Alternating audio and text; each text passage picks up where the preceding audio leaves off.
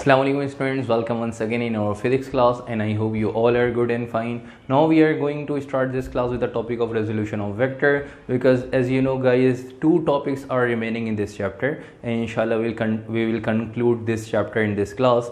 And before going to start this class, let's revise previous class, because as you know guys, this is the best way to start our new class. Alright, so in previous class we have discussed the topic of addition of vector, types of addition of vector by head to tail rule, subtraction of vector, multiplication of vector और division of vector. Alright, तो हमने ये topics discuss किए कि addition of vector by head to tail rule के vectors को head to tail rule किस तरह से ऐड कराते हैं. फिर सब्ट्रैक्शन ऑफ वेक्टर का टॉपिक हमने डिस्कस किया कि सब्ट्रैक्शन ऑफ वेक्टर जो है वो क्या है, उसको किस तरह से हम जो है पढ़ते हैं, वेक्टर्स को किस तरह से हम सब्ट्रैक्ट कराते हैं. फिर वेक्टर्स को हम मल्टीप्लाई तो नहीं कर सकते, वेक्टर को किस तरह से किसी भी स्केलर क्वांटिटी से मल्टीप्लाई कराते हैं, वेक्टर को किस तरह से हम किसी भी स्केलर क्वांटिटी या किसी भी नंबर से डिवाइड कराते हैं, उससे उनके रिजल्टेंट पे क्या इंपैक्ट पड़ता है, ये हमने लास्ट क्लास में ये लास्ट क्लास में हमने पढ़ लिया था. ठीक है बेटे, ये चीज़ें लास्ट क्लास में हमने सीख ली थी. आज की क्लास में हम जो दो टॉपिक्स रह गए थे इस चैप्टर के, और ये दोनों जो है वो इंपॉर्टेंट टॉपिक्स हैं, याद रखिएगा, रेजोल्यूशन ऑफ वेक्टर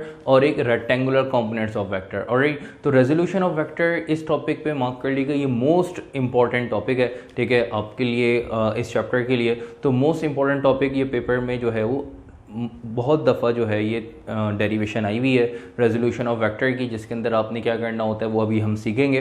ठीक है, लेकिन ये शॉर्ट में काफ़ी दफ़ा ये डेरिवेशन आई हुई है, मतलब ये टॉपिक रेजोल्यूशन ऑफ वेक्टर का आया हुआ है. और इस चैप्टर के दो ही न्यूमेरिकल्स आप लोगों ने करने हैं, और उसमें से एक न्यूमेरिकल जो है वो रेजोल्यूशन ऑफ वेक्टर का है और एक numerical rectangular components of vector का है. ठीक है, तो वो न्यूमेरिकल भी इस चैप्टर से एक ही इंपॉर्टेंट है, किस टॉपिक का, रेजोल्यूशन ऑफ वेक्टर का. तो बेटे रेजोल्यूशन ऑफ वेक्टर के टॉपिक स्टार्ट करते हैं. स्टार्ट करने से पहले देख लीजिएगा कि आपके पास जो है वो कुछ जो है वो टेक्नोमेट्रिक रेशियोज मैंने यहाँ पे लिखे हुए हैं. पहला रेशियो है वो साइन का लिखा हुआ है, देख सकते हैं आप लोग, क्या साइन थीटा बराबर है परपेंडिकुलर अपॉन हाइपोटेन्यूज के.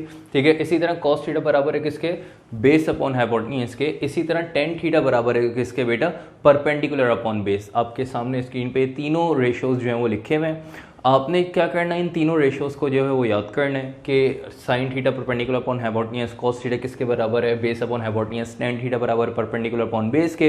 ये तीनों ट्रिग्नोमेट्रिक रेशियोज जो है वो यहाँ पे यूज़ होंगे. ठीक है, इन दोनों टॉपिक के अंदर जो है तीनों ट्रिग्नोमेट्रिक रेशियोज जो है वो हम यूज़ करेंगे. अच्छा बेटे, तो ये तीनों ट्रिग्नोमेट्रिक रेशियोज किस तरह से फॉर्म हुई ये आपका काम नहीं, क्योंकि ये मैथ्स के अंदर ट्रिग्नोमेट्री का पूरा एक पार्ट है, वहाँ पे जाके पढ़ेंगे ये ट्रिग्नोमेट्रिक रेशियोज किस तरह से फॉर्म हुए कि साइन थीटा कैसे बराबर है परपेंडिकुलर अपॉन हाइपोटेन्यूज के, इसी तरह कॉस थीटा किसके बराबर है, बेस अपॉन हाइपोटेन्यूज के कैसे बराबर है, टेन परपेंडिकुलर और बेस के रेशियो के कैसे इक्वल है. तो ये सारी चीज़ें जो हैं वो हम मैथ्स में ट्रिग्नोमेट्रिक रेशियो के पार्ट के अंदर जो है वहाँ पे पढ़ेंगे. ठीक है बेटे, तो ये तीन ट्रिग्नोमेट्रिक रेशियोज यहाँ पे यूज़ होंगे. इनकी वैल्यूज़ भी जो हैं कुछ एंगल्स की आपके पास जो है वो पेपर मतलब बुक में गिवन है, तो आपने वो पूरा टेबल याद करना है. पेज नंबर 77 पे आप देख सकते हैं पूरा जो है वो टेबल बना हुआ है ट्रिग्नोमेट्रिक रेशियो का. ठीक है, साइन, कॉस और टेन की वैल्यूज़ हैं, जिसके अंदर 0 डिग्री की वैल्यू, 30, 45, 60 और 90, ये 4 वैल्यूज़ जो है वो आपको जो है वो गिवन हो बुक में गिवन है. आपको ये चारों जो रेशियोज़ हैं, ठीक है, मतलब चारों एंगल्स की जो वैल्यूज़ है तीनों ट्रिग्नोमेट्रिक रेशियोज की, ये सब आपको याद होनी चाहिए. मैं आप लोग को दिखा भी देता हूँ. पेज नंबर 77 आप देख सकते हैं कि पेज नंबर 77 पे कुछ इस तरह से टेबल जो है वो यहाँ पे फॉर्म हुआ हुआ है.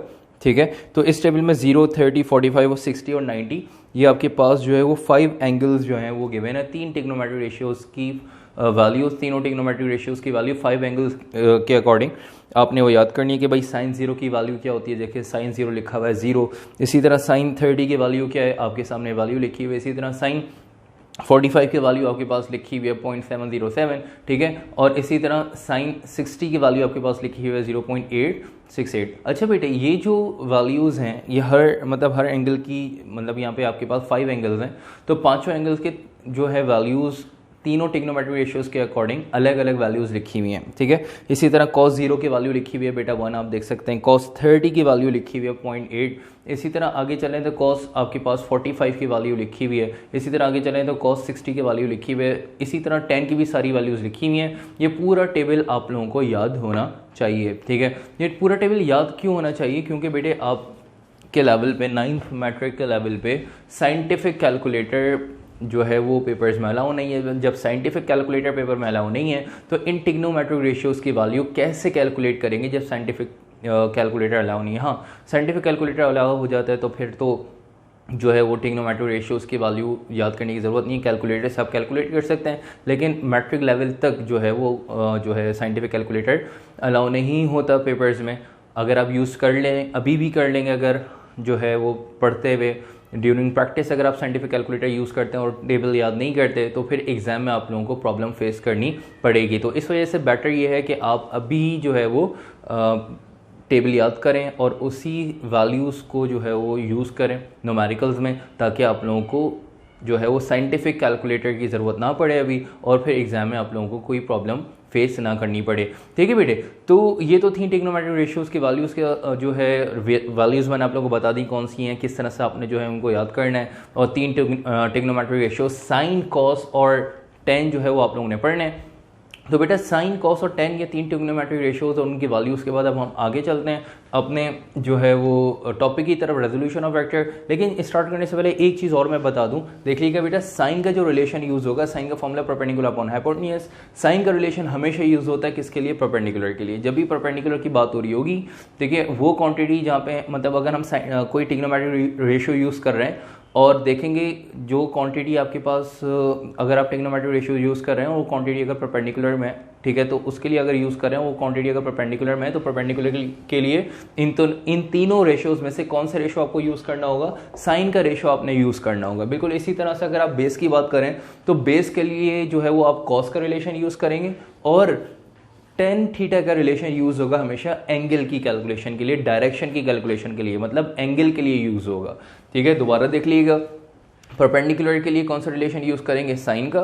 ठीक है, बेस के लिए हमेशा कॉस का रिलेशन यूज होगा, और बेटे टेन का रिलेशन जो है वो यूज होगा किसके लिए? एंगल के लिए। ठीक है बेटे, ये चीज़ें याद रखनी है आपने, चाहें तो लिख लीजिएगा अपने पास। ठीक है, अच्छा चलते हैं रेजोल्यूशन ऑफ वेक्टर की तरफ। रेजोल्यूशन ऑफ वेक्टर की सबसे पहले हम लिखेंगे डेफिनेशन, उसके बाद आपके सामने जो है वो डायग्राम बनी हुई है, इस डायग्राम को मैं फर्दर जो है वो और जो है वो आपके सामने बनाऊंगा तो आप लोगों को समझ में आ जाएगा रेजोल्यूशन ऑफ वेक्टर है क्या। ठीक है, फिर इसका हम रिलेशन भी जो है वो ड्राइव करेंगे। तो रेजोल्यूशन ऑफ वेक्टर की सिंपल अगर हम बात करते हैं डेफिनेशन की, रेजोल्यूशन ऑफ वेक्टर क्या है? रेजोल्यूशन ऑफ वेक्टर में कहते ही हैं a single vector is distributed or split into 2 or more than 2 components। मतलब अगर आपके पास कोई वेक्टर है, ठीक है, कोई एक वेक्टर गिवन है, उसको अगर आप ब्रेक कर दें, डिस्ट्रीब्यूट कर दें, स्प्लिट कर दें 2 और मोर देन 2 कंपोनेंट्स में, तो ये प्रोसेस कहलाता है बेटा रेजोल्यूशन ऑफ वेक्टर का। ये प्रोसेस क्या कहलाता है आपके पास? रेजोल्यूशन ऑफ वेक्टर का। ठीक है बेटे, अच्छा जी, अगर आपको पता हो, ठीक है, तो हमारे पास 3 एक्सेस होते हैं। कौन कौन से होते हैं? एक्स, वाई और जेड एक्सेस। तो आप देख सकते हैं आपके पास ये 3 एक्सेस जो है वो यहाँ पे फॉर्म हुए हैं, जिसमें आप देख सकते हैं ये आपके पास जो है ये आपके पास एक्स एक्सेस है, ये वाई एक्सेस है, और इसके बैक साइड पे जो एक्सेस है वो जेड एक्सेस है। ठीक है, अब वाई, एक्स और जेड एक्सेस पढ़ाने के लिए, अगर तीनों एक्सेस पढ़ाना है उसके लिए आपको 3D स्क्रीन चाहिए, क्योंकि इनकी मूवमेंट से जेड एक्सिस जो है वो आपको सामने मतलब शो हो सकेगा। अब यहाँ पे क्योंकि हम सिर्फ बोर्ड पे पढ़ रहे हैं, इस वजह से हम यहाँ पे बात करते हैं सिर्फ 2 एक्सिस की। ठीक है, जेड एक्सिस की बात नहीं करेंगे। तो एक्स और वाई, तो यहाँ पे मैंने 2 एक्सिस बनाए हुए हैं, 2 एक्सिस फॉर्म किए हुए हैं, एक्स एक्सिस और वाई एक्सिस। अगर आप किसी भी, क्योंकि हम यहाँ पे जो है रेजोल्यूशन ऑफ वेक्टर में हम एक वेक्टर को 2 से ज़्यादा कॉम्पोनेंट मतलब 3 कॉम्पोनेंट्स में ब्रेक कर सकते हैं, लेकिन यहाँ पे हम सिर्फ 2 ही कॉम्पोनेंट्स में ब्रेक करेंगे, क्योंकि हमारे पास सिर्फ जो है वो यहाँ पे 2D स्क्रीन है। ठीक है, स्क्रीन यहाँ पे बोर्ड है, ये 2 डायमेंशनल आपके पास बोर्ड है, 3 डायमेंशनल नहीं है, क्योंकि इसके अंदर जेड एक्सिस जो है वो हम यहाँ पे प्रेजेंट नहीं कर सकते। तो इस वजह से उसको कंपोनेंट में भी जो है वो हम नहीं, मतलब जेड एक्सिस का कंपोनेंट भी यहाँ पे फॉर्म नहीं कर सकेंगे। तो रेजोल्यूशन ऑफ वेक्टर की हम बात कर रहे थे, तो रेजोल्यूशन ऑफ वेक्टर में हमने क्या सीखा कि रेजोल्यूशन ऑफ वेक्टर में हम एक वेक्टर को डिस्ट्रीब्यूट कर देते हैं, ठीक है, उसके कंपोनेंट्स बना देते हैं, उसको उनके कंपोनेंट्स में डिस्ट्रीब्यूट कर देते हैं। तो ये प्रोसेस जो है वो क्या कहलाता है? रेजोल्यूशन ऑफ वेक्टर का बेटा। ठीक है बेटे, तो हम उनके कंपोनेंट्स में उसको डिस्ट्रीब्यूट कर दें, ब्रेक कर दें, स्प्लिट कर दें किसी भी एक वेक्टर को उसके कंपोनेंट्स में, ठीक है, with respect to X axis और with respect to Y axis उसके कंपोनेंट्स फॉर्म कर दें, तो वो प्रोसेस आपके पास कहलाता है बेटा रेजोल्यूशन ऑफ वेक्टर। तो ये कैसे होता है, इसकी हम डायग्राम जो है वो देखेंगे, डायग्राम से हम इसको सीखेंगे। फिलहाल जो है वो जल्दी से डेफिनेशन इसकी लिखना स्टार्ट करें, फिर हम चलते हैं डायग्राम की तरफ और फिर इसके रिलेशन जो है वो ड्राइव करेंगे। ठीक है बेटे, तो जल्दी से डेफिनेशन लिखना स्टार्ट करें। It is a process in which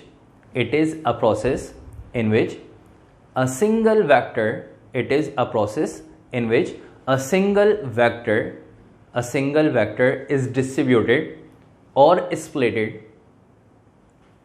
it is a process in which a single vector is distributed or splitted. It is a process in which a single vector is distributed or splitted into two or more than two components. Is called as resolution of vector. It is a process in which a single vector is distributed or splitted into two or more than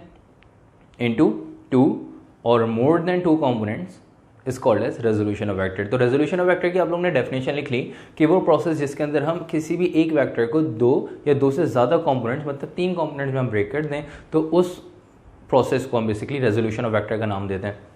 चलते हैं diagram की तरफ। तो diagram में मैंने आपके पास जो है वो दो एक्सिस यहाँ पे शो कराए हुए हैं, दो एक्सिस यहाँ पे बनाए हुए हैं। एक आपके पास एक्स एक्सिस है और एक आपके पास क्या है, वाई एक्सिस। आप देख सकते हैं एक्स और वाई एक्सिस के बीच में एक वेक्टर यहाँ पे मैंने फॉर्म किया हुआ है। इस वेक्टर को हम वेक्टर एफ रिप्रेजेंट कर देते हैं, ठीक है। इस वेक्टर को हमने क्या नाम दे दिया, वेक्टर एफ का नाम दे दिया। अब आपके पास एक वेक्टर है वेक्टर एफ, आपने क्या करना है, इस एक वेक्टर को डिस्ट्रीब्यूट कर देना है कंपोनेंट्स में, टू कंपोनेंट्स में, ठीक है। क्योंकि यहाँ पे हम मोर देन टू कंपोनेंट्स फॉर्म नहीं कर सकते, तो टू कंपोनेंट्स फॉर्म कर सकते हैं क्योंकि आपके पास सिर्फ एक्स और वाई एक्सिस है। तो with respect to X axis और with respect to Y axis हम सिर्फ दो कंपोनेंट्स यहाँ पे फॉर्म कर सकते हैं। अब किसी भी एक वेक्टर को दो जो है कंपोनेंट्स में ब्रेक करने का प्रोसेस रेजोल्यूशन ऑफ वेक्टर कहलाता है। कैसे ब्रेक करते हैं, चलते हैं जरा इनको ब्रेक करने। कि जैसे आपके पास वेक्टर एफ है, इसको अगर मैं दो कंपोनेंट्स में ब्रेक कर दूं विद रिस्पेक्ट टू एक्स और विद रिस्पेक्ट टू वाई, तो वो कहलाएगा रेजोल्यूशन ऑफ वेक्टर। चलते हैं, वेक्टर एफ है, ठीक है, इसके मैंने दो कंपोनेंट्स बनाने हैं विद रिस्पेक्ट टू एक्स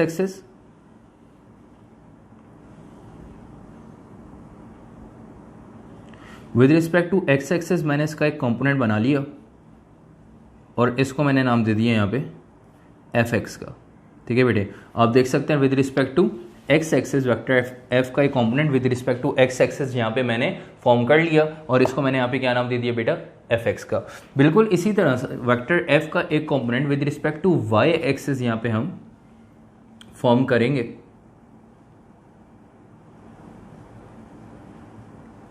तो with respect to Y axis vector F का एक component with respect to Y axis form कर लिया और इसको यहाँ पे मैंने नाम दे दिया एफ वाई का, ठीक है बेटे। तो ये प्रोसेस कहलाता है रेजोल्यूशन ऑफ वेक्टर, जिसमें हम क्या करें, अ single vector is distributed into two components. तो हमने क्या करा, एक सिंगल वेक्टर हमारे पास एफ था, इसको हमने दो कंपोनेंट्स में यहाँ पे ब्रेक कर दिया। एक आपके पास आप देख सकते हैं वेक्टर का जो वेक्टर एफ का एक कंपोनेंट एफ एक्स है और एक कंपोनेंट जो है वो एफ वाई है, ठीक है। दो कंपोनेंट्स यहाँ पे आपने इसको दो कंपोनेंट में फॉर्म, ठीक है, दो कंपोनेंट्स यहाँ पे फॉर्म कर लिए, ठीक है। अब देख सकते हैं एक कंपोनेंट आपके पास एफ एक्स है और एक कंपोनेंट आपके पास एफ वाई है और ये प्रोसेस क्या कहलाता है, रेजोल्यूशन ऑफ वेक्टर। अब आपके पास जब दो कंपोनेंट्स इसके आ गए तो क्या करेंगे, अब जरा देखिएगा कि एफ वाई को as a free vector move कराते हुए आगे लेके जाएंगे और एफ वाई की टेल को एफ एक्स के हेड से यहाँ पे आप क्या कर देंगे, ज्वाइन। एफ वाई को as a free vector move कराते हुए आगे लेके जा रहे हैं और आपने देखा यहां पे कि एफ वाई को as a free vector move कराते हुए आगे लेके गए और एफ वाई की टेल को एफ एक्स के हेड से ज्वाइन कर दिया according to head to tail rule. F Y को as a free vector move कराते हुए आगे लेके गए और एफ एक्स के हेड से एफ वाई की टेल को ज्वाइन कर दिया। तो ज्वाइन करने पे आपको एक राइट एंगल ट्राइंगल फॉर्म हो गया। ज्वाइन करने पे आपको एक राइट एंगल ट्राइंगल फॉर्म हो गया और राइट एंगल ट्राइंगल के अकॉर्डिंग ये आपके पास आ जाएगा एंगल और राइट एंगल ट्राइंगल में ये एंगल होता है 90 डिग्री का, ठीक है बेटे। ये एंगल क्या होता है, 90 डिग्री का। अब जरा देखिएगा जब राइट एंगल ट्राइंगल फॉर्म होगा तो राइट एंगल ट्राइंगल में एक साइड जो है वो क्या कहलाती है, बेस। एक साइड राइट एंगल ट्राइंगल की परपेंडिकुलर और एक साइड जो है वो राइट एंगल ट्राइंगल की हाइपोटेन्यूज कहलाती है, ठीक है बेटे। जरा देख लीजिएगा कि 90 डिग्री के सामने वाली साइड हमेशा, 90 डिग्री के सामने वाली साइड हमेशा हाइपोटेन्यूज, एंगल के सामने वाली साइड हमेशा परपेंडिकुलर, ठीक है। और बिल्कुल इसी तरह 90 डिग्री और एंगल जिस साइड पे है उस साइड को हम बेस कहते हैं, ठीक है। उस साइड को हम बेस ठीक है। तो कौन सी साइड बेस कहलाती है? जिसपे एंगल और 90 डिग्री जो है वो फॉर्म हो रहा होता है, ठीक है। और जो है एंगल के ऑपोजिट साइड क्या कहलाती है? परपेंडिकुलर। और 90 डिग्री के ऑपोजिट साइड क्या कहलाती है बेटा? हाइपोटेन्यूज। ये तीनों जो है मैंने साइड का नाम दे दिया with respect to right angle triangle. According to the right angle triangle हमने तीन साइड जो है वो एज्यूम कर ली, कौन सी हाइपोटेन्यूज है, कौन सी परपेंडिकुलर और कौन सी जो है वो बेस है, ठीक है। अच्छा, अब जो है यहाँ पे एफ एक्स और एफ वाई दो कॉम्पोनेंट्स यहाँ पे फॉर्म किए थे। सिर्फ एफ वाई को इधर फ्री वेक्टर मूव कराते हुए आगे लेके गए और उससे एक राइट एंगल ट्रायंगल फॉर्म किया। और राइट एंगल ट्रायंगल फॉर्म करने के बाद आपने जो है इनको नाम दे दिया, इनकी साइड्स के, इनका जो साइड्स हैं उनका नाम आपने दे दिया कि भाई एक साइड जो है हाइपोटेन्यूज है, एक साइड आपके पास बेस है और एक साइड आपके पास क्या है? परपेंडिकुलर। अब जरा देखिएगा यहाँ पे आपने जो है लिखा कि भाई एफ एक्स और एफ वाई ये दो कॉम्पोनेंट्स आपने बनाए। तो एफ एक्स और एफ वाई क्या कहलाते हैं? आप देख सकते हैं कि भाई अगर हम यहाँ पे बात करते हैं F x and F Y दोनों की, अगर हम बात करेंगे एफ एक्स और एफ वाई, तो एफ एक्स और एफ वाई कहलाते हैं रेक्टेंगुलर कंपोनेंट्स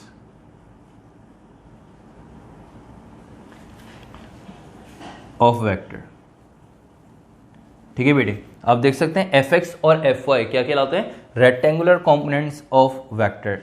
एफ एक्स और एफ वाई को रेक्टेंगुलर कंपोनेंट्स क्यों कहते हैं? एफ एक्स और एफ वाई को रेक्टेंगुलर कंपोनेंट्स क्यों कहते हैं? क्योंकि एफ एक्स और एफ वाई, क्योंकि एफ एक्स और एफ वाई से मिलके जो है अगर हम इनको as a free vector move कराएं तो एक रेक्टेंगल फॉर्म हो रहा होता है। किस तरह से? देख लीजिएगा कि जैसे एफ वाई को as a free vector move कराते हुए आगे लेके गए, बिल्कुल इसी तरह से एफ एक्स को as a free vector move कराते हुए आप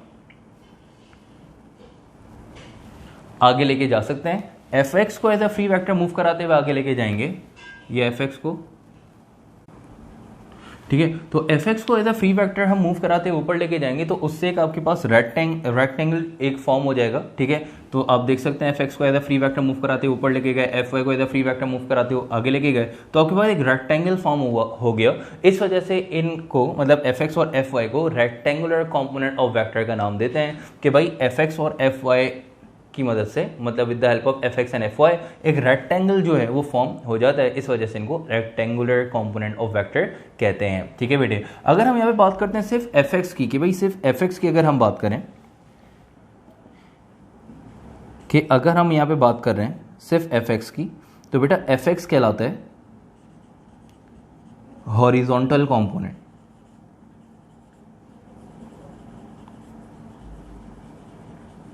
एफ एक्स क्या कहलाता है बेटा? Horizontal component. और हॉरिजॉन्टल कंपोनेंट को एक्स कंपोनेंट भी कहते हैं, ठीक है। हॉरिजॉन्टल कंपोनेंट के और एक्स कंपोनेंट के एक ही बात है, ठीक है। एफ एक्स को हॉरिजॉन्टल कंपोनेंट भी कहेंगे और एक्स कंपोनेंट भी कहेंगे। इसी तरह अगर हम यहाँ पे एफ वाई की बात करें तो एफ वाई को वर्टिकल कंपोनेंट या वाई कंपोनेंट कहते हैं। तो अगर हम यहां पे बात कर रहे हैं एफ वाई की, तो एफ वाई को वर्टिकल कंपोनेंट क्या है या वाई कंपोनेंट क्या है, एक ही बात है। तो you may call vertical component और Y component, both are same. तो एफ एक्स आपके पास आ गया हॉरिजॉन्टल कंपोनेंट और you may call X component, और एफ वाई आ गया आपके पास वर्टिकल कंपोनेंट और you can say Y component, ठीक है बेटे। तो हॉरिजॉन्टल कंपोनेंट क्यों? क्योंकि देख सकते हैं आपके पास एक्स एक्सिस में, तो विद अगर एक्स एक्सिस में कंपोनेंट फॉर्म हो रहे हैं इस वजह से इसको एक्स कंपोनेंट भी कहते हैं।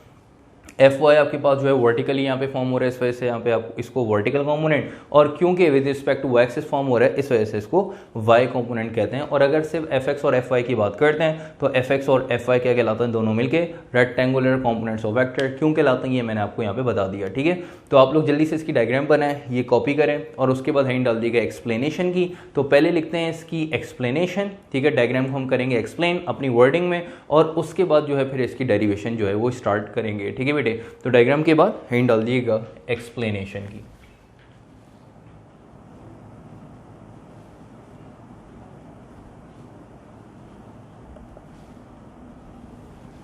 अच्छा बेटा, तो एक्सप्लेनेशन लिखना स्टार्ट करें। डायग्राम कॉपी कर लिया आपने, ठीक है। ये आपके पास तीनों जो पॉइंट्स लिखे हुए हैं, एफ एक्स और एफ वाई, एफ एक्स को क्या कहते हैं, एफ वाई क्या कहते हैं, सब ज़रा जल्दी से कॉपी करें और एक्सप्लेनेशन लिखना स्टार्ट करें। एक्सप्लेनेशन लिख लीजिएगा, consider a single vector, consider a single vector F, consider a single vector F is distributed, consider a single vector f is distributed into two rectangular components fx and fy. Consider a single vector f, consider a single vector f, f के ऊपर arrowhead आएगा बेटे। consider a single vector f is distributed into two rectangular components, और आगे bracket में लिख लीजिएगा F x and F Y, into two rectangular components, आगे ब्रैकेट में लिखिएगा बेटा F x and F Y, और एफ एक्स और एफ वाई दोनों पे जो है वो आ जाएगा बेटा एरोहेड, एफ एक्स और एफ वाई दोनों पे आ जाएगा एरोहेड। ठीक है बेटे, आगे लिख लीजिएगा। अच्छा, ये जो एफ एक्स यहाँ पे ऊपर फॉर्म किया हुआ है, ये सिर्फ मैंने आपको समझाने के लिए बताया था कि रेक्टेंगुलर कंपोनेंट्स क्यों कहते हैं, क्योंकि अगर एफ एक्स को भी ऊपर मूव कराते हैं, ऊपर लेके चले जाएं तो एक रेक्टेंगल फॉर्म हो जाएगा। लेकिन यहाँ पे आपने राइट एंगल ट्रायंगल के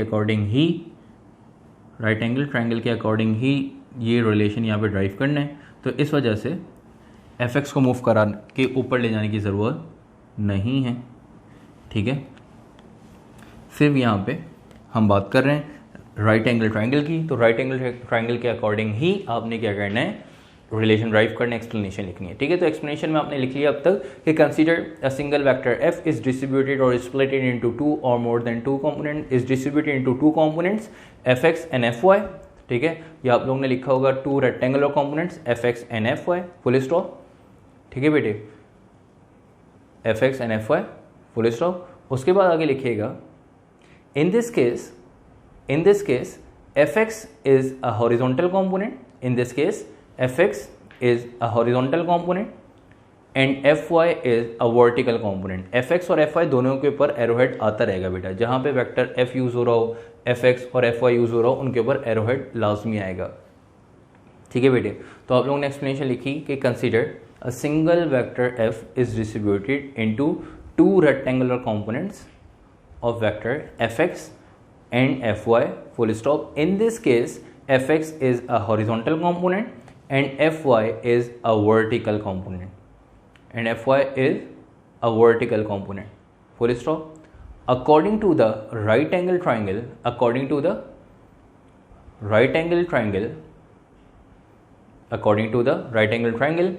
fx is a base, fy is a perpendicular। According to the right angle triangle, fx is a base, fy is a perpendicular and f is a hypotenuse। fx is a base, fy is a perpendicular and f is hypotenuse। ठीक है बेटे, full stop. यहाँ तक आके आप लोगों की explanation हो गई कंप्लीट। एक्सप्लेनेशन के बाद चलते हैं डेरिवेशन की तरफ, तो हिंट डाल दिएगा डेरिवेशन की।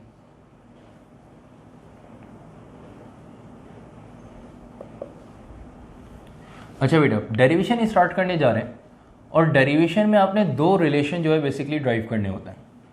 ठीक है, डेरिवेशन में आपने दो रिलेशन ड्राइव करने होते हैं, एफ एक्स और एफ वाई का। ये जो रेक्टेंगुलर कॉम्पोनेंट्स ऑफ वेक्टर हैं एफ एक्स और एफ वाई, इनको अलग अलग इनके जो है रिलेशन जो है वो आप यहाँ पे आपने क्या करना है, ड्राइव करने हैं। इनके मैग्नीट्यूड के रिलेशन आपने बेसिकली ड्राइव करने हैं। किस तरह से ड्राइव करेंगे, चलते हैं ज़रा। सबसे पहले जो है जो आपको फाइंड करना है, पहला रिलेशन जो आपने फाइंड करना है, ठीक है, उसकी जो है हेडिंग डाल देंगे, उसका रेफरेंस दे देंगे। देख लीजिएगा, फ्रॉम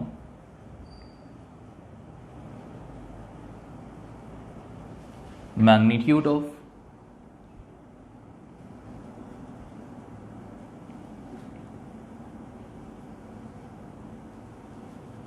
हॉरिजॉन्टल कंपोनेंट। यहां पे बात करें from magnitude of horizontal component. Horizontal component क्या है बेटा, एफ एक्स। ठीक है, तो मैग्नीट्यूड ऑफ हॉरिजॉन्टल कंपोनेंट, इसका मतलब यहां पे बात हो रही है किसकी, एफ एक्स की। ठीक है, अच्छा, एरो हेड नहीं आएगा, क्यों नहीं आएगा? क्योंकि सिर्फ बात हो रही है किसकी बेटा? मैग्नीट्यूड की बात हो रही है। जब मैग्नीट्यूड की बात करेंगे तो ऊपर एरो हेड नहीं लगाएंगे, ठीक है, एरो हेड यूज नहीं होगा। एरो हेड का मतलब है वेक्टर क्वांटिटी है, तो ठीक है ये वेक्टर है, लेकिन हम इसका मैग्नीट्यूड का रिलेशन जो है वो ड्राइव करने जा रहे हैं। तो आपने हिंट डाल दी, यहाँ पे रेफरेंस दे दिया from magnitude of horizontal component. Horizontal component का रिलेशन यहाँ पे ड्राइव करने जा रहे हैं। हॉरिजॉन्टल कंपोनेंट मतलब एफ का मैग्नीट्यूड फाइंड करने जा रहे हैं। तो एफ कहाँ है बेटा? आप देख सकते हैं बेस में। According to the right angle triangle F जो है वो है बेस में। या एफ बेस है तो बेस के लिए कौन सा ट्रिग्नोमेट्रिक रेशियो यूज करते हैं? मैंने आपको बताया था बेटा, बेस के लिए कौन सा ट्रिग्नोमेट्रिक रेशियो यूज करेंगे? कॉस का। तो यहाँ पे हम रेफरेंस दे देंगे और ट्रिग्नोमेट्रिक रेशियो यूज कर लेंगे। Cos theta equals to base upon hypotenuse. आपने देखा कि हमने यहाँ पे ट्रिग्नोमेट्रिक रेशियो कौन सा यूज कर लिया? क्योंकि एफ जो है वो बेस में, तो बेस के लिए कॉस का रिलेशन यूज करते हैं और कॉस का रिलेशन हमने कॉस का ट्रिग्नोमेट्रिक रेशियो हमने यूज कर लिया। अब इसमें वैल्यूज पुट करते हैं और सॉल्व करते हैं, इसका रिलेशन ड्राइव करते हैं। तो कॉस थीटा इक्वल्स टू, अब देखिएगा बेटा कि डायग्राम के अकॉर्डिंग रेशियो में वैल्यू पुट करने जा रहे हैं, तो बेस अपॉन हाइपोटेन्यूज। तो डायग्राम में बेस क्या है? बेस क्या है? एफ एक्स है, बेस है एफ एक्स, ठीक है, और हाइपोटेन्यूज क्या है? यहाँ पे आप देख सकते हैं एफ है। तो बेस एफ एक्स है और हाइपोटेन्यूज एफ है, तो बेस की जगह आ जाएगा बेटा एफ एक्स, बेस की जगह एफ एक्स और हाइपोटेन्यूज की जगह क्या आ जाएगा? एफ। आपने देखा मैंने क्या करा, इस ट्रिग्नोमेट्रिक रेशियो में वैल्यू पुट की, फॉर्मूले में वैल्यू पुट की। बेस की जगह डायग्राम के अकॉर्डिंग बेस किया एफ एक्स, तो बेस की जगह क्या बेटा एफ एक्स, और हाइपोटेन्यूज की जगह आपने देखा कि हाइपोटेन्यूज की जगह क्या है? एफ, तो हाइपोटेन्यूज की जगह क्या आ जाएगा? एफ आ जाएगा, ठीक है। अच्छा जी, तो इस एफ एक्स का यहाँ पे कोई काम नहीं है, इसको कर दें यहाँ से रिमूव, ठीक है बेटा। तो यहाँ पे आपने वैल्यूज पुट की तो ये रिलेशन बन गया कि cos theta equals to F X upon F, cos theta equals to F X upon F.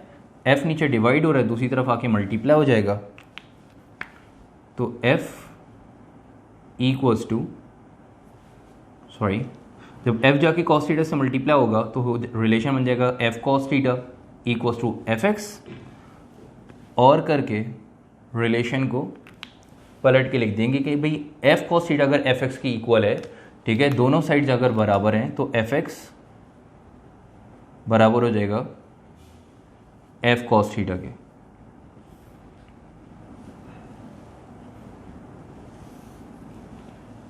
ठीक है, एफ एक्स बराबर है किसके? एफ कॉस थीटा के।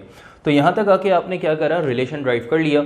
किसका रिलेशन ड्राइव कर लिया? हॉरिजॉन्टल कंपोनेंट के मैग्नीट्यूड का रिलेशन ड्राइव कर लिया, एफ एक्स का रिलेशन ड्राइव कर लिया, ठीक है। हॉरिजॉन्टल कंपोनेंट का जो हॉरिजॉन्टल कंपोनेंट मतलब एफ एक्स का रिलेशन ड्राइव कर लिया, एफ एक्स बराबर है किसके? एफ कॉस थीटा के, ठीक है। यहाँ तक आई होप आप लोगों को कोई कन्फ्यूजन नहीं होगी।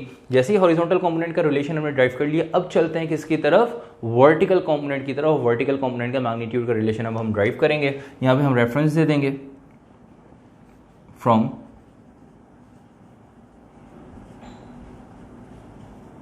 magnitude of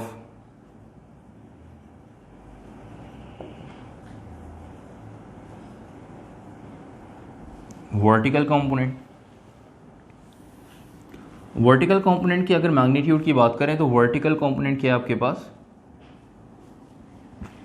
एफ वाई, ठीक है, from magnitude of vertical component. तो वर्टिकल कंपोनेंट क्या है बेटा आपके पास? एफ वाई, जिसको वाई कंपोनेंट भी कहते हैं। और अगर हम यहाँ पे मैग्नीट्यूड की बात करेंगे तो ऊपर एरो हेड नहीं आएगा। जब यहाँ पे वर्टिकल कंपोनेंट के मैग्नीट्यूड की बात हो रही है तो वर्टिकल कंपोनेंट का मैग्नीट्यूड एफ वाई है। तो एफ वाई यहाँ पे देखें बेटा, डायग्राम के अकॉर्डिंग एफ वाई कहाँ है? परपेंडिकुलर में, ठीक है। एफ वाई डायग्राम के अकॉर्डिंग अगर परपेंडिकुलर में, तो इसका मतलब ये हुआ कि परपेंडिकुलर के लिए कौन सा रिलेशन यूज करते हैं बेटा? साइन का, ठीक है। मैंने बताया था आप लोगों को कि परपेंडिकुलर के लिए कौन सा ट्रिग्नोमेट्रिक रेशियो यूज करेंगे? साइन का। तो यहाँ पे रेशियो यूज कर लेते हैं, फॉर्मूला यूज कर लेते हैं साइन का, कि साइन थीटा बराबर है किसके? परपेंडिकुलर अपॉन हाइपोटेन्यूज के, ठीक है बेटा। साइन थीटा बराबर है परपेंडिकुलर अपॉन हाइपोटेन्यूज के। यहाँ पे चलते हैं, वैल्यूज पुट करते हैं।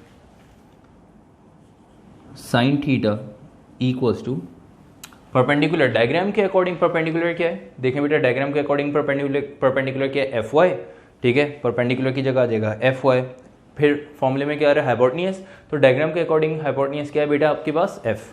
तो यहाँ पे वैल्यूज पुट करते हैं। परपेंडिकुलर की जगह परपेंडिकुलर की वैल्यू एफ वाई और हाइपोटेन्यूज की जगह हाइपोटेन्यूज आ जाएगा बेटा एफ। देखिएगा कि f नीचे डिवाइड हो रहा है, दूसरी तरफ आके मल्टीप्लाई होगा किससे, साइन थीटा से, तो रिलेशन बन जाएगा f साइन थीटा किसके बराबर आ जाएगा, एफ वाई। मैं रिलेशन को डायरेक्ट पलट के लिख रहा हूँ कि f को इधर आके मल्टीप्लाई करें, f साइन थीटा बराबर है किसके, एफ वाई के।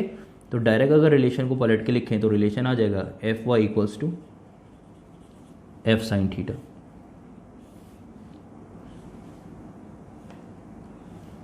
ठीक है बेटे, यहां तक आके आपने हॉरिजॉन्टल कंपोनेंट का मैग्नीट्यूड जो है उसका रिलेशन भी ड्राइव कर लिया, सॉरी वर्टिकल कंपोनेंट का जो मैग्नीट्यूड है उसका रिलेशन आपने यहाँ पे ड्राइव कर लिया कि साइन थीटा अगर बराबर है परपेंडिकुलर अपॉन हाइपोटेन्यूज के, तो परपेंडिकुलर की जगह परपेंडिकुलर की वैल्यू एफ वाई, हाइपोटेन्यूज की जगह हाइपोटेन्यूज की वैल्यू एफ यहाँ पे पुट की, एफ नीचे वैल्यू डिवाइड हो रही थी, दूसरी तरफ आगे साइन थीटा से क्या हो गई, मल्टीप्लाई। जैसे ही एफ इधर आके साइन थीटा से मल्टीप्लाई हुआ तो एफ साइन थीटा बराबर हो जाएगा एफ वाई के, रिलेशन को पलट के लिख दिया कि एफ वाई बराबर है एफ साइन थीटा। ठीक है, ये दो ट्रिग्नोमेट्रिक रेशियोज की मदद से with the help of two trigonometric ratios sine theta और कॉस थीटा आपने वर्टिकल कंपोनेंट और हॉरिजॉन्टल कंपोनेंट और वर्टिकल कंपोनेंट इन दोनों जो है कंपोनेंट्स का मैग्नीट्यूड, इन दोनों कंपोनेंट्स का मैग्नीट्यूड का रिलेशन आपने यहाँ पे ड्राइव कर लिया। तो एफ वाई का रिलेशन आपने देखा कि एफ वाई का रिलेशन यहाँ पे ड्राइव किया एफ साइन थीटा और एफ एक्स का रिलेशन आपने ड्राइव किया एफ कॉस थीटा। यहाँ तक आके ये टॉपिक कंप्लीट हो गया। कौन सा टॉपिक बेटा, रेजोल्यूशन ऑफ वेक्टर। ठीक है बेटे, तो रेजोल्यूशन ऑफ वेक्टर क्या है कि वो प्रोसेस जिसके अंदर हम क्या करते हैं, सिंगल वेक्टर को डिस्ट्रीब्यूट कर देते हैं टू और मोर देन टू कंपोनेंट्स में। तो वहाँ पे आपके पास सिंगल वेक्टर f था, इसको आपने दो कंपोनेंट में डिस्ट्रीब्यूट किया एफ एक्स और एफ वाई। पहले आपने एफ एक्स का जो है रिलेशन ड्राइव किया, ठीक है, और उसके बाद आपने एफ वाई का रिलेशन ड्राइव किया और यहाँ तक आके टॉपिक जो है वो कंप्लीट हो गया। याद रखिएगा ये मोस्ट इंपॉर्टेंट टॉपिक है, ठीक है, फॉर एग्जाम्स। ठीक है, सेक्शन बी में ये आपके पास इस चैप्टर में से एक सवाल लाजमी आना ही आना है। तो इस चैप्टर के अकॉर्डिंग दो टॉपिक मोस्ट इंपॉर्टेंट है, एक addition of vector by head to tail rule, याद रखिएगा बेटा, addition of vector by head to tail rule और रेजोल्यूशन ऑफ वेक्टर। ठीक है, ये जो दो टॉपिक हैं, रेजोल्यूशन ऑफ वेक्टर और addition of vector by head to tail rule, ये दोनों टॉपिक इस चैप्टर के लिए मोस्ट इंपॉर्टेंट टॉपिक हैं। ठीक है, तो अब चलते हैं अपने नेक्स्ट टॉपिक की तरफ और नेक्स्ट टॉपिक आपके पास क्या है, रेक्टेंगुलर कंपोनेंट्स ऑफ वेक्टर। आप देख सकते हैं, तो नेक्स्ट टॉपिक हम स्टार्ट करने जा रहे हैं रेक्टेंगुलर कंपोनेंट्स ऑफ वेक्टर। तो रेक्टेंगुलर कंपोनेंट्स ऑफ वेक्टर की अभी हमने जो है वो बात की कि रेक्टेंगुलर कंपोनेंट्स ऑफ वेक्टर क्या होते हैं, रेक्टेंगुलर कंपोनेंट्स ऑफ वेक्टर किसे कहते हैं। ये एफ एक्स और एफ वाई की अगर हम बात करें तो एफ एक्स और एफ वाई को हम रेक्टेंगुलर कंपोनेंट्स ऑफ वेक्टर कहते हैं। ठीक है, तो अब एफ एक्स और एफ वाई दोनों कहलाते हैं रेक्टेंगुलर कंपोनेंट्स ऑफ वेक्टर। तो अब हम रेक्टेंगुलर कंपोनेंट्स ऑफ वेक्टर का पूरा अलग सेपरेट टॉपिक पढ़ने जा रहे हैं, क्योंकि अब रेक्टेंगुलर कंपोनेंट्स ऑफ वेक्टर ये जो टॉपिक है ये क्या है कि रेजोल्यूशन ऑफ वेक्टर का रिवर्स प्रोसेस है। जो काम हमने रेजोल्यूशन ऑफ वेक्टर में किया था बिल्कुल रिवर्स प्रोसेस में हम यहाँ पे रेक्टेंगुलर कंपोनेंट्स ऑफ वेक्टर में काम करेंगे। यहाँ पे आपके पास एक वेक्टर पहले से गिवन था वेक्टर f, यहाँ पे आपके पास देख सकते हैं आप रेक्टेंगुलर कंपोनेंट्स ऑफ वेक्टर पहले से गिवन है एफ एक्स और F y. Rectangular components of vector पहले से गिवन है with the help of addition of vector by head to tail rule. यहाँ पे according to head to tail rule F x और एफ वाई को join करके एक रिजल्टेंट वेक्टर हम यहाँ पे फॉर्म कराएंगे और फिर उसके बाद जो है वो उनके जो बाकी रिमेनिंग जो रिलेशंस हैं वो कैलकुलेट करेंगे। जिस तरह से यहाँ पे आपने दो रिलेशंस कैलकुलेट किए, इसी तरह रेक्टेंगुलर कंपोनेंट्स ऑफ वेक्टर के अंदर भी आपने दो रिलेशंस जो है वो यहाँ पे ड्राइव करने होंगे। ठीक है, तो रेक्टेंगुलर कंपोनेंट्स ऑफ वेक्टर में क्या काम करना है, रेक्टेंगुलर कंपोनेंट्स ऑफ वेक्टर में आपके पास एफ एक्स और एफ वाई दो रेक्टेंगुलर कंपोनेंट्स गिवन है। According to head to tail rule आपने ज्वाइन करना है और एक रिजल्टेंट वेक्टर फॉर्म कराना है और उसके बाद जो है वो एक राइट एंगल ट्रायंगल फॉर्म हो जाएगा। तो आपने रिमेनिंग जो है वो रिलेशंस ड्राइव करने हैं। ठीक है, तो वो कौन से रिलेशंस ड्राइव करने चलते हैं ज़रा ड्राइव करने, लेकिन पहले जो है वो ड्राइव करने से पहले रेक्टेंगुलर कंपोनेंट्स ऑफ वेक्टर की पहले लिखें डेफिनेशन, फिर बनाएंगे हम इसकी डायग्राम। ठीक है, और फिर उसकी लिखेंगे एक्सप्लेनेशन। बिल्कुल इसी तरह से जैसे रेजोल्यूशन ऑफ वेक्टर का टॉपिक हमने पढ़ा कि पहले हमने जो है वो डायग्राम, पहले हमने इसकी लिखी डेफिनेशन, फिर डायग्राम, फिर इसके दो एक्सप्लेनेशन लिखी, फिर उसके बाद दोनों रिलेशन इसके ड्राइव किए।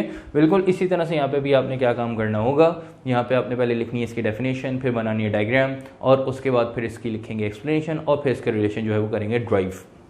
अच्छा बेटा, तो अब यहाँ पे रेक्टेंगुलर कंपोनेंट ऑफ वेक्टर की लिखी गई डेफिनेशन कि it is a process in which two rectangular components of vector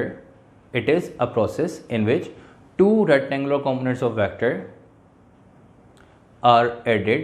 Two rectangular components of vector are added by head to tail rule two rectangular components of vector are added by head to tail rule and form a single resultant vector and form a single resultant vector and form a single resultant vector। ठीक है बेटे, तो आपने क्या करा कि इसमें लिखा कि two rectangular components of vector है, उनको ऐड कराएंगे तो उससे एक रिजल्टेंट वेक्टर फॉर्म होगा। कैसे फॉर्म होगा, चलते हैं जरा डायग्राम में।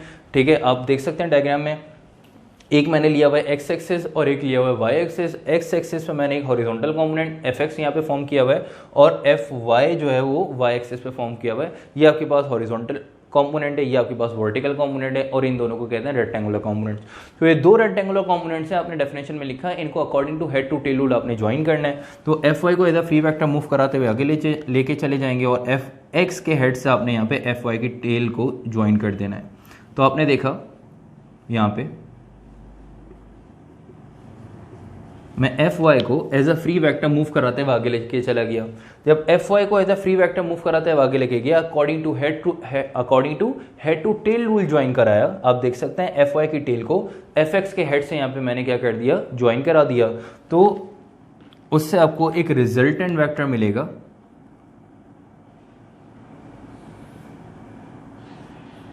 और इस रिजल्टेंट वेक्टर को आपने यहाँ पे वेक्टर f का नाम दे दिया। ठीक है बेटे, तो आपने देखा कि डायग्राम तो बिल्कुल वैसे ही बन गई, लेकिन यहाँ पे प्रोसेस रिवर्स है।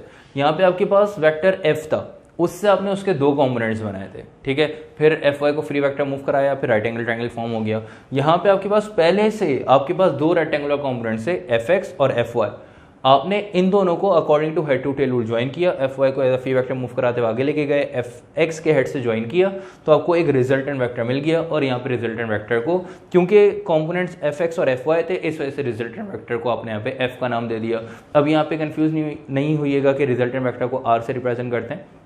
ठीक है, वहाँ पे दो वेक्टर ए और बी थे तो रिजल्टेंट वेक्टर आर आ गया आपके पास। लेकिन यहाँ पे आपके पास एफ एक्स और एफ वाई कॉम्पोनेंट्स हैं, तो उनका जो रिजल्टेंट होगा, ठीक है, तो इन दोनों कंपोनेंट से रिजल्टेंट फॉर्म हो रहा है। तो अगर कंपोनेंट्स एफ एक्स और एफ वाई है तो रिजल्टेंट बन जाएगा एफ। अगर कंपोनेंट ए एक्स और ए वाई होते तो रिजल्टेंट बन जाता ए। अगर कंपोनेंट आपके पास जो है वो बी एक्स और बी वाई होते तो रिजल्टेंट वेक्टर यहाँ पे फॉर्म हो जाता है वेक्टर बी। ठीक है, लेकिन एफ एक्स और एफ वाई का रिजल्टेंट आ गया आपके पास वेक्टर एफ। तो आपने देखा एक राइट एंगल ट्राइंगल ये फॉर्म हो गया और वेक्टर एफ का जो एंगल है वो थीटा और ये आ गया आपके पास 90 डिग्री। तो राइट एंगल ट्रायंगल आप देख सकते हैं फॉर्म हो गया। तो राइट एंगल ट्रायंगल के अकॉर्डिंग 90 डिग्री के हाइपोटेन्यूज एंगल के सामने वाली साइड क्या कहलाती है, परपेंडिकुलर। ठीक है, और देखें 90 डिग्री और एंगल जिस साइड पे उस साइड को क्या कहते हैं, बेस। ठीक है, देख लीजिएगा कि एंगल और 90 डिग्री जिस साइड पे है उस साइड को हमने यहाँ पे बेस से रिप्रेजेंट कर दिया। इसका मतलब क्या हुआ, तो आपके पास जैसे रेजोल्यूशन ऑफ वेक्टर की डायग्राम थी बिल्कुल वैसे ही डायग्राम फॉर्म हो गई, लेकिन प्रोसेस रिवर्स है इसका। रेजोल्यूशन ऑफ वेक्टर से रिवर्स प्रोसेस में आपने डायग्राम बनाई है, लेकिन डायग्राम बिल्कुल सिमिलर है। ठीक है, अच्छा बेटा, तो आपने देखा एफ यहाँ पे हाइपोटेन्यूज है, एफ वाई परपेंडिकुलर और एफ एक्स बेस, यहाँ पे भी कुछ ऐसी कंडीशंस थी।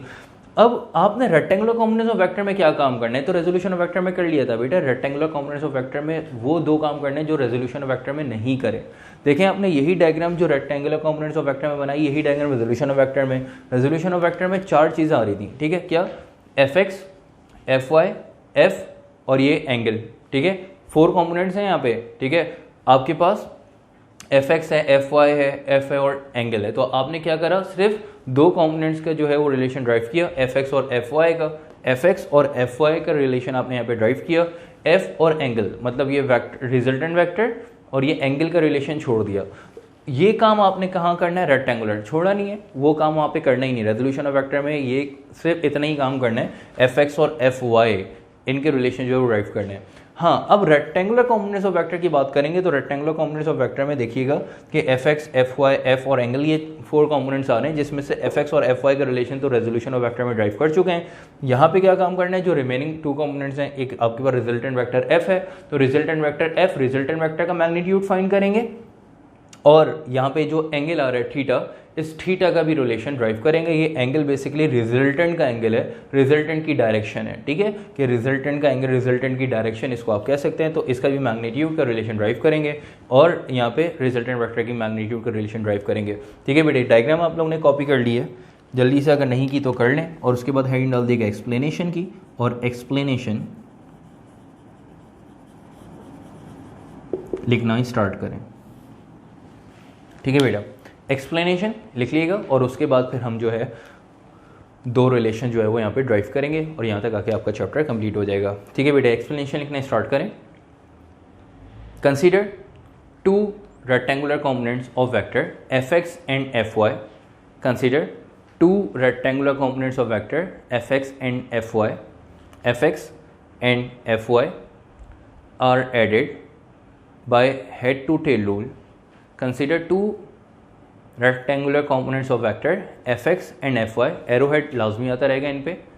fx and fy are added by head to tail rule, are added by head to tail rule and form a single resultant vector f, and form a single resultant vector f, and form a single resultant vector f, ठीक है बेटे, full stop. In this case F x is a horizontal component, in this case F x is a horizontal component and F y is a vertical component, and F y is a vertical component, and F y is a vertical component, and direction of resultant is considered as, and direction of resultant is considered as theta, and direction of resultant is considered as theta। मतलब ये angle का sign, ये theta का जो symbol है बना दिएगा, and direction of resultant is considered as, ये साइन बना दें, ठीक है, एंगल मतलब थीटा का जो सिंबल है ये बना दिएगा, ठीक है, रिजल्टेंट एज थीटा, ये सिंबल बना दें, full stop. According to the right angle triangle, according to the right angle triangle, fx is a base, according to the right angle triangle fx is a base, comma fy is a perpendicular, comma fy is a perpendicular, and f is a hypotenuse, and f is a hypotenuse, and f is a hypotenuse, ठीक है बेटे। तो यहाँ तक आगे full stop, ठीक है। यहाँ तक आके आप लोगों की एक्सप्लेनेशन जो है वो हो गई कंप्लीट। एक्सप्लेनेशन के बाद चलते हैं डेरिवेशन की तरफ, और यहाँ पे अब हमने दो रिलेशन ड्राइव कर लें, एफ एक्स और एफ वाई का तो कर लिया था, ठीक है, एंगल का रिलेशन ड्राइव करना है और यहाँ पे रिजल्टेंट वेक्टर एफ का रिलेशन जो है वो ड्राइव करना है, ठीक है बेटे। अच्छा बेटा, तो एक्सप्लेनेशन की आप लोगों ने हिंट डाल दी। एक्सप्लेनेशन के बाद अब हिंट डाल दिएगा डेरिवेशन की।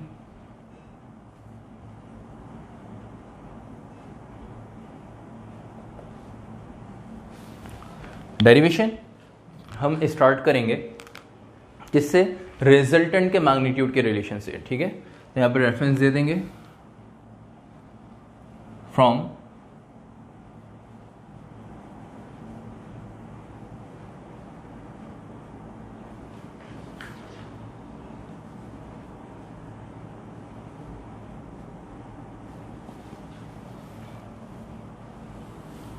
Magnitude of resultant. जब रिजल्टेंट के मैग्नीट्यूड की बात हो रही है तो लिख देंगे f, मतलब यहाँ पे किसकी बात हो रही है, f की बात हो रही है, ठीक है। तो आपने देखा कि फ्रॉम मैग्नीट्यूड ऑफ रिजल्टेंट, यहाँ पे आपने रेफरेंस दे दिया रिजल्टेंट का मैग्नीट्यूड, रिजल्टेंट यहाँ पे f है, ठीक है। तो इसका मैग्नीट्यूड यहाँ पे आपने ले लिया f, एरोहेड यूज़ नहीं करेंगे क्योंकि यहाँ पे सिर्फ मैग्नीट्यूड की बात हो रही है तो एरोहेड नहीं आएगा। जब रिजल्टेंट का रिलेशन यहाँ पे ड्राइव करेंगे, रिजल्टेंट का है हाइपोटेन्यूज में, तो इसके लिए हम यूज़ करते हैं पाइथागोरस थ्योरम, ठीक है बेटे।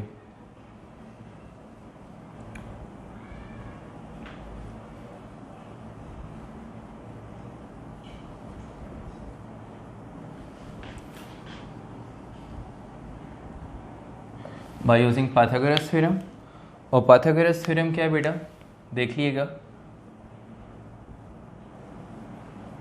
कि हाइपोटेन्यूज का स्क्वायर बराबर है बेस का स्क्वायर प्लस परपेंडिकुलर का स्क्वायर, ठीक है। तो ये आपके पास पाइथागोरस थ्योरम आप देख सकते हैं क्या है आपके पास, क्या हाइपोटेन्यूज का स्क्वायर बराबर है बेस का स्क्वायर प्लस परपेंडिकुलर का स्क्वायर। ये फॉर्मूला हमने यूज़ किया, एक्चुअली पाइथागोरस थ्योरम है, ये हमने यूज़ किया। किसके लिए हमने यूज़ किया, ये हमने रिजल्टेंट का मैग्नीट्यूड जो है इसका रिलेशन, मतलब एफ का रिलेशन ड्राइव करने के लिए हमने रिलेशन यूज़ किया। अब यहाँ पे अगर हम वैल्यूज पुट करें तो आप देखिएगा कि हाइपोटेन्यूज की जगह हाइपोटेन्यूज की वैल्यू आ जाएगी। तो डायग्राम के अकॉर्डिंग हाइपोटेन्यूज क्या है बेटा, एफ है, तो हाइपोटेन्यूज की जगह आपने यहाँ पे पुट कर दिया एफ, मतलब एफ का स्क्वायर। तो बेस की जगह डायग्राम के अकॉर्डिंग बेस क्या है बेटा, एफ एक्स, तो यहाँ पे हमने एफ एक्स ले लिया, एफ एक्स का स्क्वायर प्लस परपेंडिकुलर, तो डायग्राम के अकॉर्डिंग परपेंडिकुलर क्या है आप देख सकते हैं एफ वाई, तो परपेंडिकुलर की जगह हमने ले लिया एफ वाई। अच्छा बेटा, यहाँ पे मैंने एरोहेड क्यों नहीं यूज़ किया, क्योंकि बेटा यहाँ पे मैग्नीट्यूड की बात हो रही है। जब मैग्नीट्यूड की बात हो रही है तो ऊपर एरोहेड हम नहीं लगाएंगे, सिर्फ मैग्नीट्यूड का रिलेशन ड्राइव कर रहे हैं। अब यहाँ पे देखिएगा स्क्वायर हटाना है, क्योंकि सिर्फ एफ का रिलेशन चाहिए, एफ के ऊपर आ रहा है स्क्वायर। तो जब स्क्वायर को रिमूव करना है तो उसके लिए हम यहाँ पे क्या करते हैं, taking square root on both side, दोनों साइड पे स्क्वायर रूट ले लेंगे। F square equals to F x square plus F y square, दोनों साइड पे हम स्क्वायर रूट अप्लाई कर देंगे, ठीक है। देख लीजिएगा इस स्क्वायर से ये स्क्वायर रूट क्या हो जाएगा, कैंसिल, ठीक है। स्क्वायर से स्क्वायर रूट कैंसिल हो जाएगा, यहाँ पे दोनों पे स्क्वायर है, इन स्क्वायर से ये रूट कैंसिल नहीं हो सकता, क्योंकि रूट के अंदर दोनों वैल्यूज ऐड हो रही हैं, रूट के अंदर दोनों वैल्यूज क्या हो रही हैं, ऐड हो रही हैं। इस वजह से प्लस का साइन है, मल्टीप्लाई का साइन होता तो हो जाता, लेकिन प्लस का साइन है, प्लस या माइनस का साइन हो तो ऊपर से रूट जो है वो रिमूव नहीं हो सकता। तो यहाँ पे आपके पास हॉरिजॉन्टल कॉम्पोनेंट जो है, सॉरी रिजल्टेंट जो है एफ, इसका मैग्नीट्यूड का रिलेशन आपने ड्राइव कर लिया कि F equals to F x square plus F y square. F x और एफ वाई जो है वो रूट में रहेंगे, ये आपके पास रिजल्टेंट के मैग्नीट्यूड का रिलेशन आ गया कि f equals to under root F x square plus F y square, ठीक है। ये फॉर्मूला देख लीजिएगा, f equals to under root F x square plus F y square, ये आपने ड्राइव कर लिया। चलते हैं अब क्या करने, ये एंगल का रिलेशन ड्राइव करने, ठीक है। तो यहाँ पे रेफरेंस दे देंगे कि भाई फ्रॉम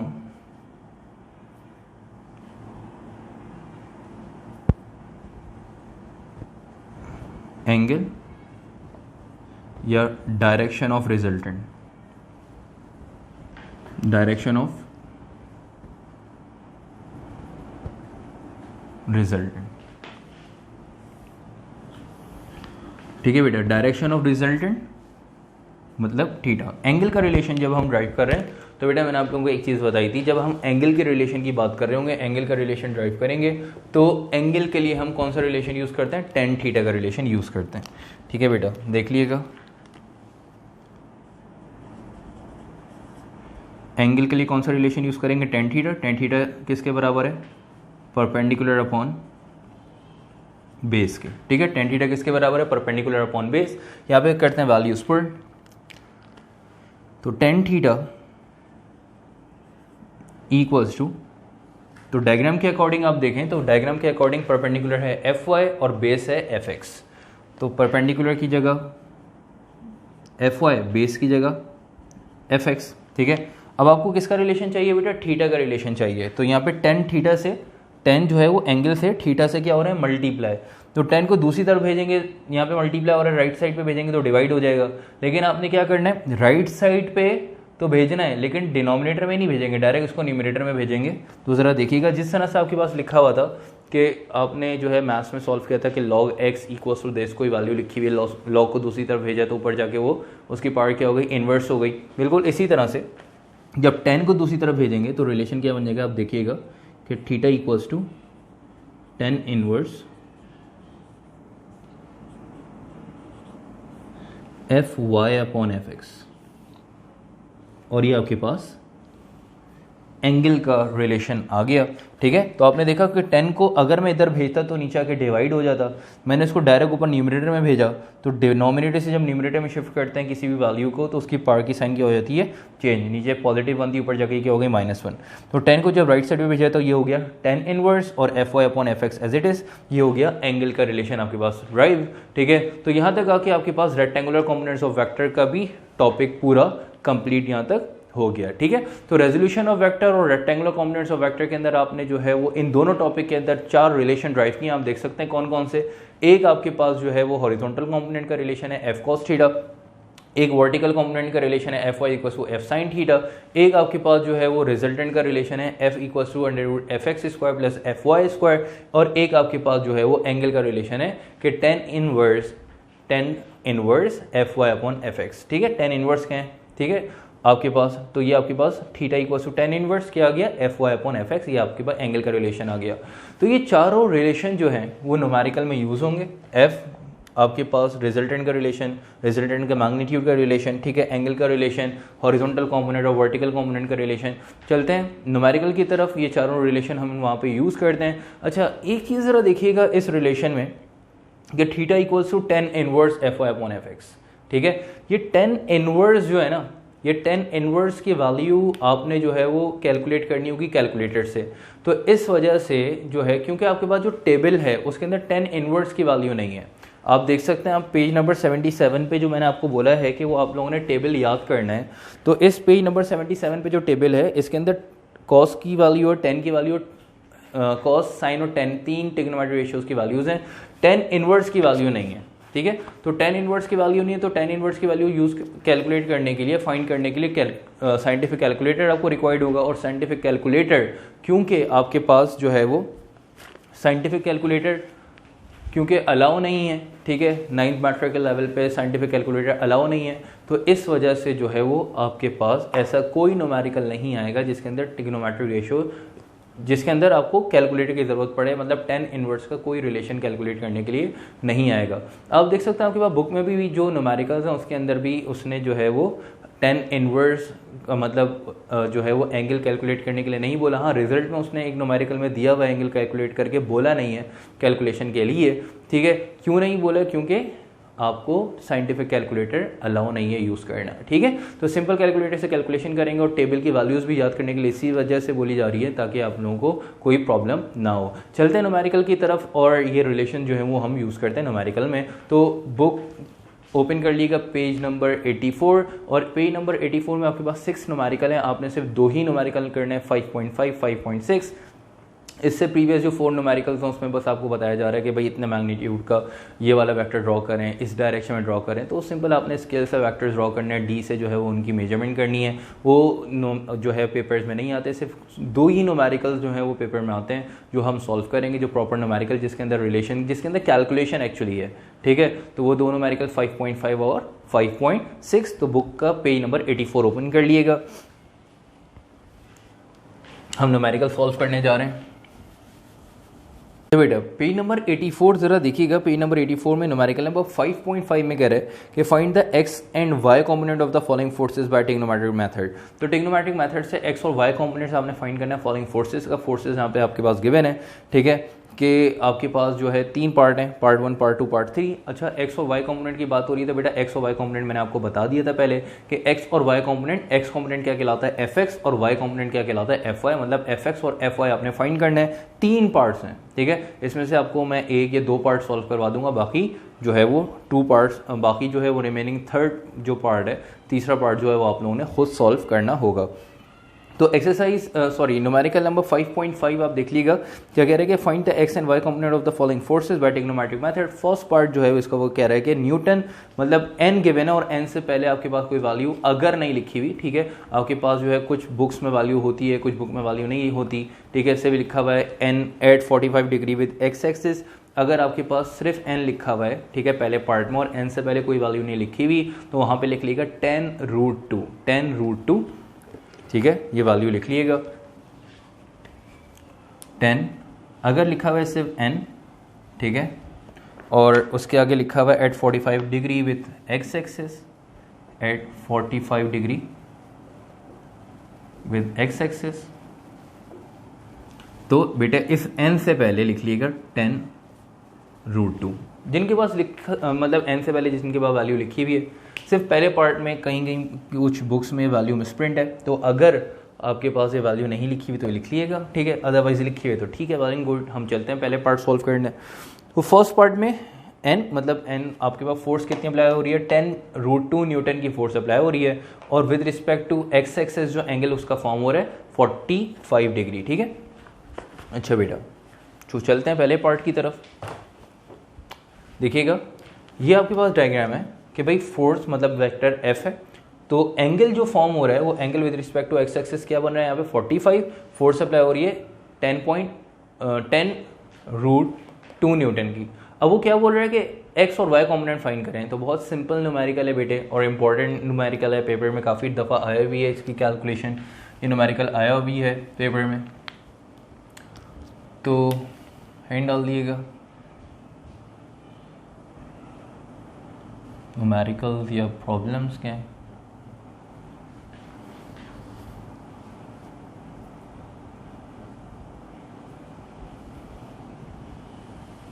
ठीक है, और पेज नंबर है 84।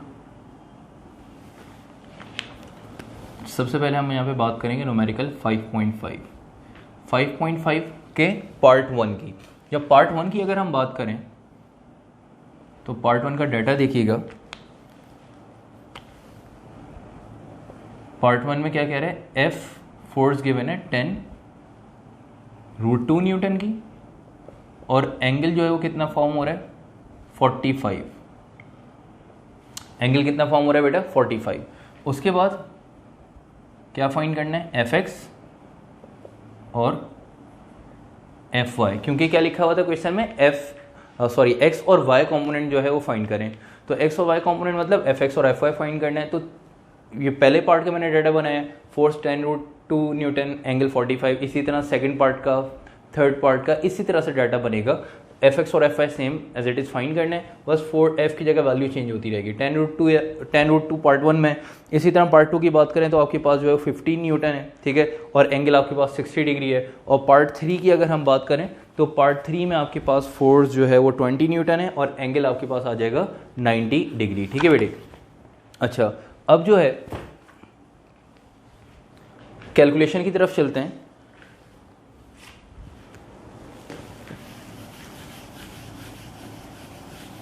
इसके सॉल्यूशन की तरफ चलेंगे, तो डाटा के बाद हैंड डाल दिएगा सॉल्यूशन की,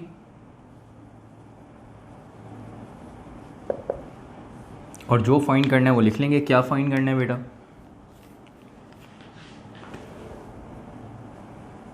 हमने फाइंड करना है Fx, ठीक है, Fx फाइंड करना है। तो Fx के लिए जो फॉर्मूला यूज़ करेंगे वो Fx का फॉर्मूला आप लोग रेजोल्यूशन ऑफ वेक्टर में पढ़ के आएंगे। Fx जो है वो किसके बराबर होता है बेटा, F cos थीटा के।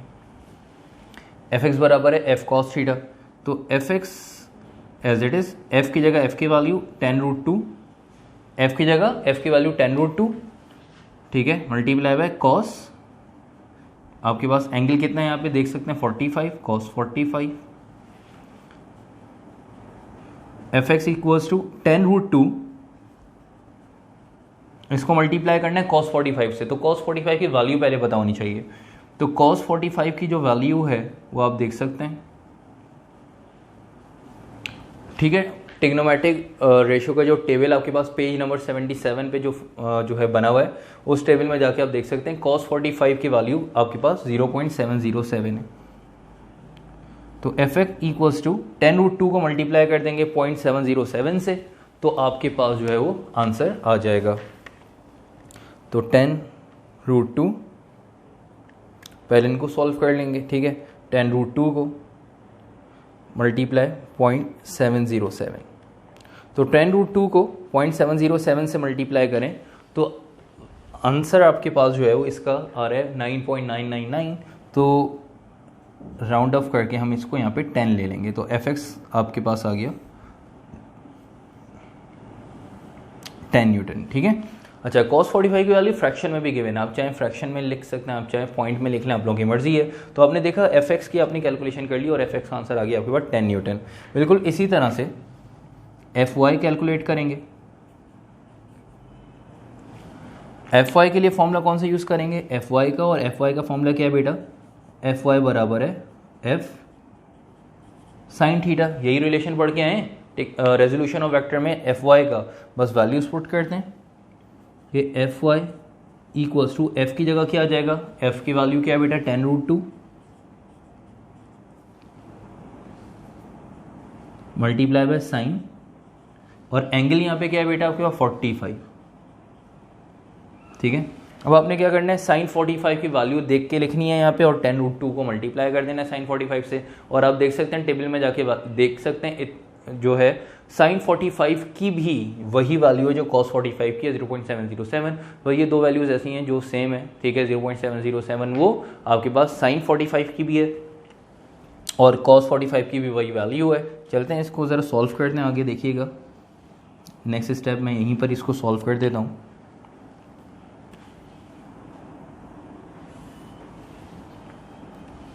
ये fy equals to 10√2 multiply by sine 45 की भी वैल्यू क्या है 0.707। साइन 45 की वैल्यू 0.707।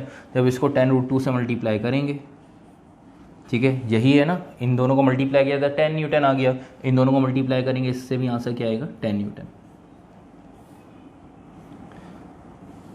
आप देख सकते हैं कि अगर आप फोर्स लगाएं 10√2 न्यूटन की 45 के एंगल पे, तो उसका x कंपोनेंट और y कंपोनेंट दोनों जो है वो 10 न्यूटन फॉर्म होंगे। ठीक है, ये हो गया पार्ट 1 सॉल्व। अब पार्ट 1 के बाद अगर हम बात करते हैं पार्ट 2 की,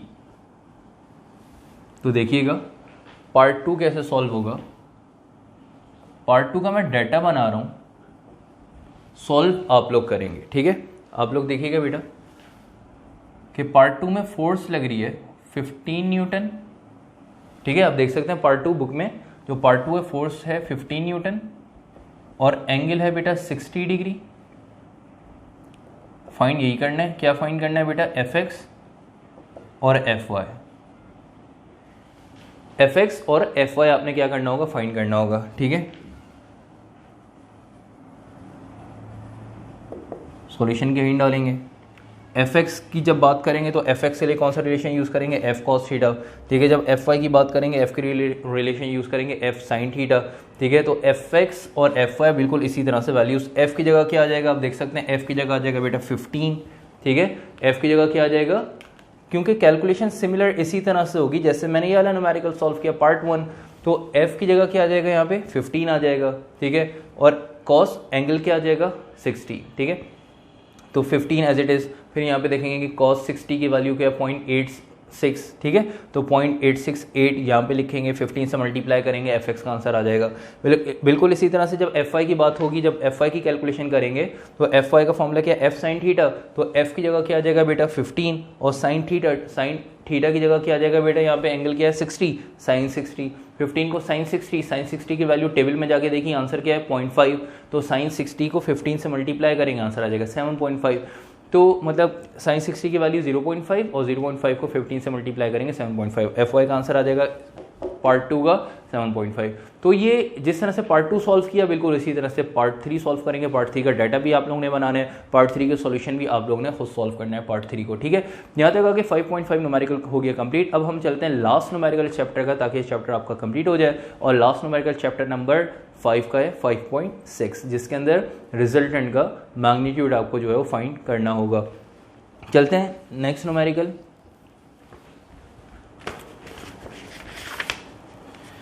पेज नंबर 84, 5.6 कह रहे determine completely resultant displacement vector in each of the following cases. आप देख सकते हैं 5.6 के अंदर भी 3 पार्ट हैं, जिसके आपके पास देख सकते हैं आपके वो क्या क्या गिवन है तीनों पार्ट में, x और y कंपोनेंट। पार्ट 1 का x कंपोनेंट 5 किलोमीटर, पार्ट 1 का y कंपोनेंट 3 किलोमीटर, पार्ट 2 का x कंपोनेंट 7.5 किलोमीटर, पार्ट 2 का y कंपोनेंट 18 किलोमीटर, पार्ट 3 का x कंपोनेंट 5.3 किलोमीटर और पार्ट 3 का y कॉम्पोनेंट 43.8 किलोमीटर। मैं बस इसका एक पार्ट करवाऊंगा, बाकी आप लोग सॉल्व करेंगे। तो देखें 5.6 के अंदर x कॉम्पोनेंट और y कॉम्पोनेंट दोनों दे दिए और रिजल्टेंट डिस्प्लेसमेंट वेक्टर फाइंड कर रहा है, ठीक है। तो x कॉम्पोनेंट और y कॉम्पोनेंट दे दिए, रिजल्टेंट डिस्प्लेसमेंट वेक्टर मतलब f फाइंड करना है। तो 5.6 में क्या फाइंड करना है, f फाइंड करना है, सॉरी बेटे। तो 5.6 में f फाइंड करना है। और अगर हम बात करते हैं 5.5 में, तो 5.5 में देखें क्या कि f दे दिया, fx और fy फाइंड करना था। और 5.6 में रिवर्स है, क्या दे दिया, देख सकते हैं आप लोग जो है 5.6 में तीनों पार्ट में x और y की वैल्यूज दे दी, fx और fy दे दिया। क्या फाइंड करना है अब यहाँ पे, f फाइंड करना है, ठीक है। तो f के लिए फॉर्मूला कौन सा पढ़ा हमने, f के लिए फॉर्मूला ये पढ़ा, देखें f equals under root fx square plus fy square. तो fx और fy गिवन है, f फाइंड करना है, फॉर्मूला यूज करेंगे, इजीली 5.6 हो जाएगा सॉल्व। हाँ, इसके जो आंसर अगर आप देखें तो इसके आंसर में रिजल्टेंट डिस्प्लेसमेंट वेक्टर के साथ साथ एंगल भी गिवन है, मतलब एंगल भी कैलकुलेट किया हुआ है। लेकिन ना तो न्यूमेरिकल में बोला है कैलकुलेट करने के लिए क्वेश्चन में, इन्होंने बुक में आंसर दे दिया, ना तो न्यूमेरिकल में बोला है कैलकुलेट करने के लिए, ना पेपर में आएगा कैलकुलेट करने के लिए, क्योंकि ट्रिग्नोमेट्रिक रेशियो tan इनवर्स की कैलकुलेशन साइंटिफिक कैलकुलेटर से होगी, साइंटिफिक कैलकुलेटर अलाउ नहीं है, इस वजह से आपको भी कैलकुलेट करने की ज़रूरत नहीं है। सिर्फ क्या करना है, ये फॉर्मूला यूज़ करना है और रिजल्टेंट डिस्प्लेसमेंट वेक्टर का मैग्नीट्यूड फाइंड करना है, ठीक है बेटे। तो चलते हैं ज़रा न्यूमेरिकल की तरफ।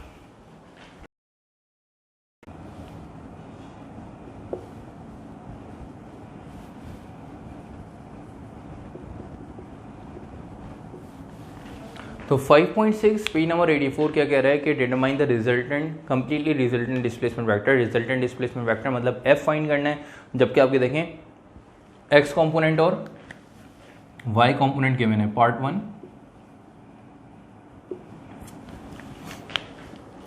पार्ट 1 के अकॉर्डिंग अगर आप देखें तो x कंपोनेंट आपके पास देखें, पार्ट 1 में x कंपोनेंट क्या है बेटा, 5 किलोमीटर का।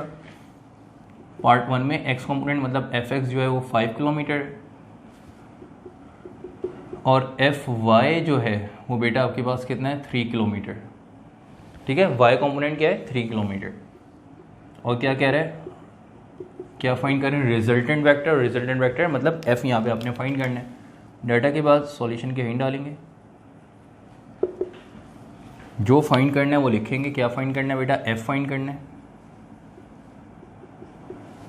और f फाइंड करने के बाद मतलब लिखने, जो फाइंड करना है वो लिख दिया, for f equal to question mark. इसके बाद यहाँ पे फॉर्मूला यूज़ करेंगे। f के लिए फॉर्मूला कौन सा यूज़ करेंगे कि भाई f के लिए फॉर्मूला f का यूज़ करेंगे कि fx square plus fy square root में, ठीक है।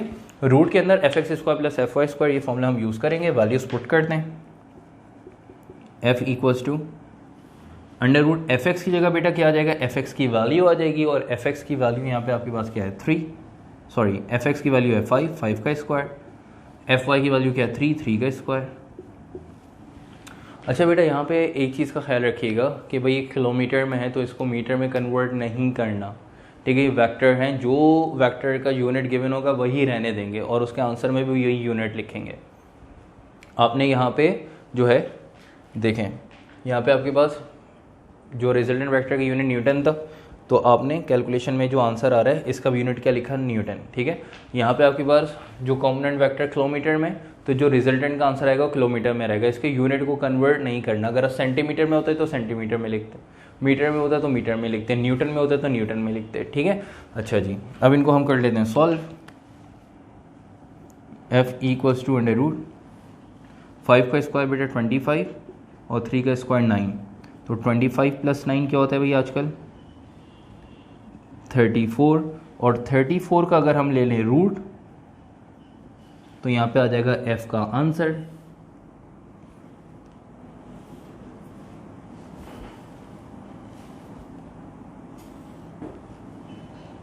ठीक है, तो अब हम क्या करने जा रहे हैं, रूट लेने जा रहे हैं। किसका रूट लेंगे बेटा, 34 का, और 34 का रूट आ रहा है 5.83,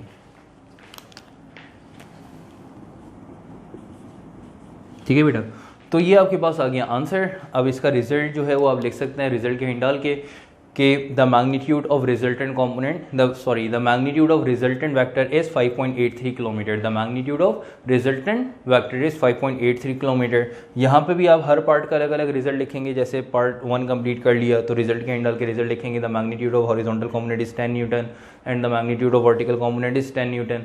पार्ट 2 में भी आपने हॉरिजॉन्टल वर्टिकल कंपोनेंट का रिजल्टेंट लिखना है, ठीक है, रिजल्ट लिखना है। इसी तरह पार्ट 3 में भी एक्स और वाई कंपोनेंट जो है वो रिजल्ट में लिखेंगे।